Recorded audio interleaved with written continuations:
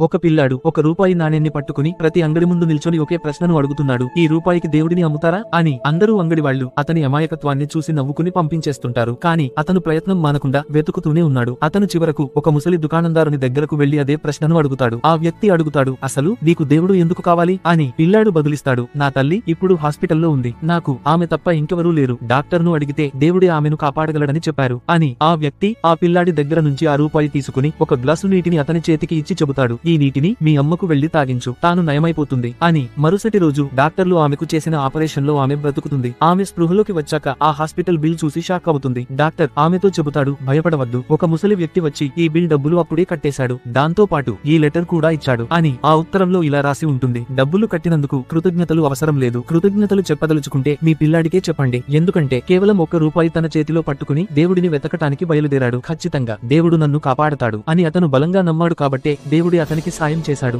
కాబట్టి దేవుని కృప పొందటం కోసం కోట్లు ఖర్చు పెట్టాల్సిన అవసరం లేదు. దేవునిపై నమ్మకంతో ఒక్క రూపాయి అతని హుండీలో వేసినా చాలు.